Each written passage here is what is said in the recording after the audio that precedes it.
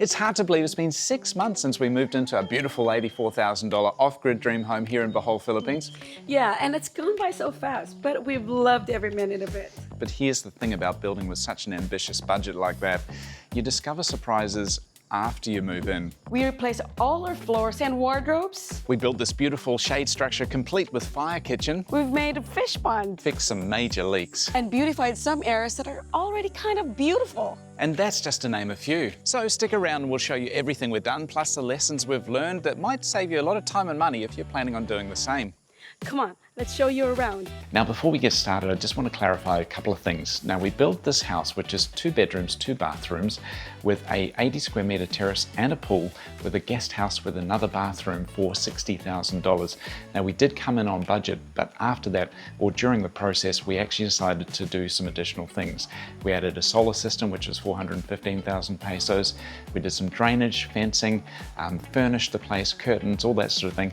Ended up being $84,000 in total. Now that's for everything. The land, we paid 1.3 million pesos, which is about 23,000 US dollars. Well, let's get started. So as we've said in previous videos, this is our favorite room in the house. It's what I call our poo with a view.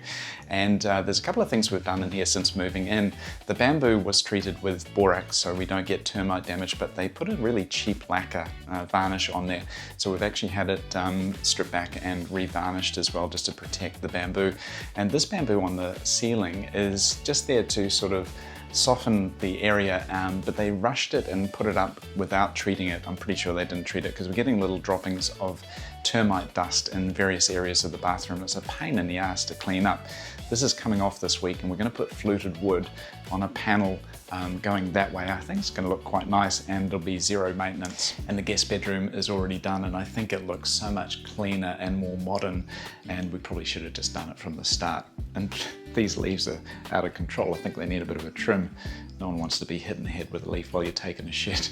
We felt like this little area here, going to the guest house, just felt a bit bare. So we added this little wall sort of planter, put in some palms, and then the guest house itself, it was just kind of white and looked a bit stark and not very warm. And we just finished this today, putting the fluted wood panels the same as what we've got behind the bed in the room, just to tie things together. And I think it really does make it feel a little bit more luxurious, and it was cheap. The stuff is like 225 pesos per sheet. It's 150 mils wide by 2.9, so they're just single sheets. I think it's about 14 sheets. Didn't cost much at all, but really makes the place look a little bit more luxury. In our little pocket garden, which extends off our 40 square meter living area, and it just sits underneath the eaves and is made of half construction really. It's a concrete wall with bamboo on top, same as we've got in the bathrooms. And the same in the bathrooms, they used a really cheap, shitty sort of lacquer, so we've just had them re-varnished to protect the bamboo, and we've touched up the white wall. And you might notice from previous videos, these guys are going crazy. They do get the natural rainwater coming through here, so they're very, very healthy and very happy. So our house is not exactly huge. The living area is only 40 square meters, and when we moved in we had a very large sofa set and not enough space for a dining table. And in the Philippines it's either really, really hot or raining, so it's hard to have a place to sit outside. So we really needed a shade structure, and I'm so happy that we did this. And the wood that we've used to build the shade structure is all from the property. This is a mahogany slab from a tree that was cut down from the property. And on the roof there's 1,500 pieces of kogan grass, which are about this big, and then they've been nailed together to create the roof. Now they did have an issue with it leaking, so we actually had to put a piece of plastic on top and then another 500 pieces of kogan grass on top, so there's 2,000 pieces up there. And it just gives us this extra space where we can entertain, we can eat outside if it's raining or if it's really hot. And we also built, or our little friend Henry, who did an amazing job, he built this outdoor fire kitchen, which we've always wanted, because every house needs 3 kitchens, right? So we have wood storage down here, some kettlebells which are not used very often, and thank you to EcoFlow, because EcoFlow is powering this shade structure. We got this sponsored and we've loved it. So we can play music here, we've got a circuit board there, we've got a fan, and the lights are powered from the house, which is running on solar as well. But this little grill We've used it a few times, and at night time this thing just looks amazing. We've put about 500 fairy lights on, which are powered by solar, and a couple of lights which are connected to the house in the front, and that paired with the LED strip at the front that reflects out of the garden, it just looks amazing. And as I was saying about the wood that was milled from the property, these little posts here were just found at the back and polished up. It really looks great, and some people have asked me, are you worried about it flying away? Well, I can tell you we've had 2 of the largest typhoons in the last week, and you can probably hear the wind rustling at the moment because the last one was last night.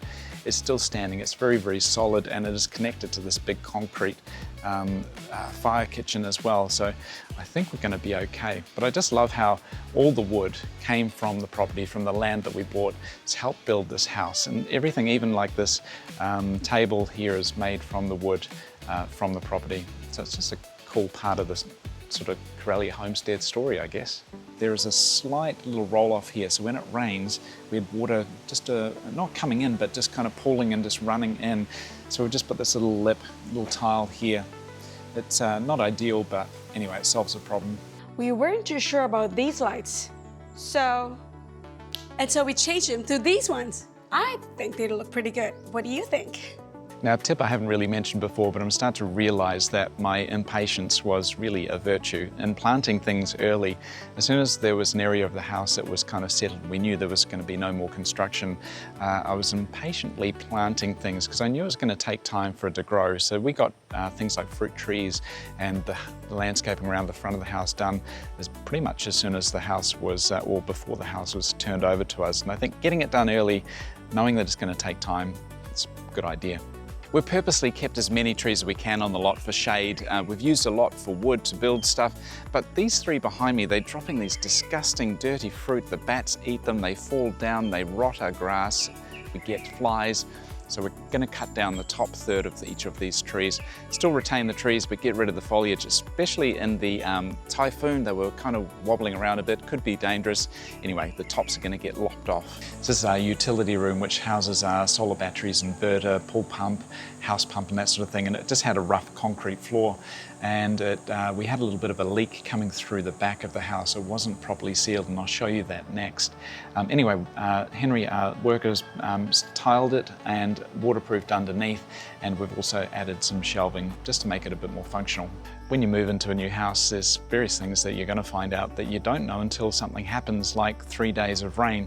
And I'm around the back of the guest house here, and previously the soil was right the way up until the house, and realized that the back of the house wasn't properly sealed. I went to the utility room one day and there was about 1.5 inches of water on the floor. So I called Raymond and he very quickly got some guys out here. We realized the back wasn't properly waterproofed and sealed. Anyway, with a lot of guys and a lot of shovels, they managed to excavate all around the back here and concrete it after waterproofing and putting a plastic membrane up against the wall.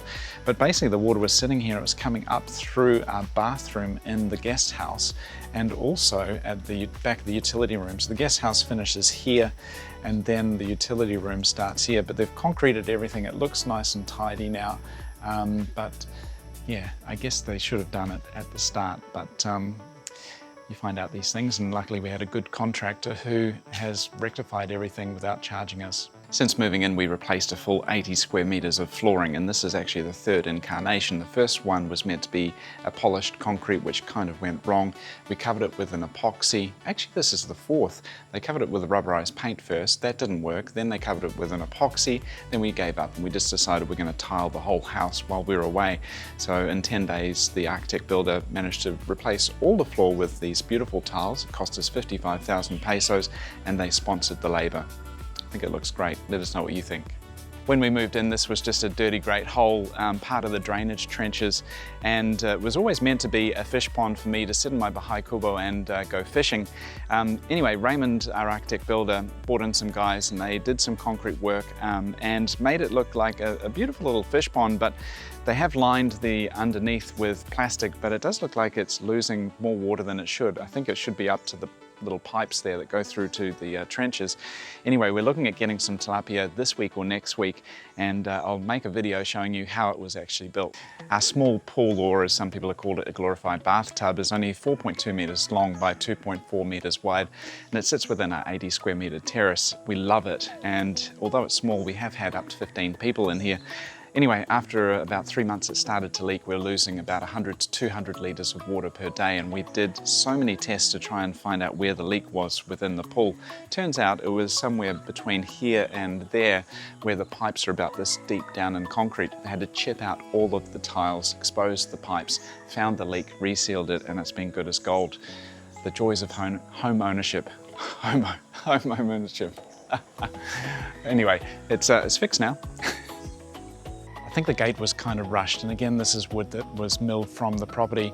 They hadn't added a brace in the middle, so they started to warp, and again, they used a very cheap lacquer, so it was starting to fade already.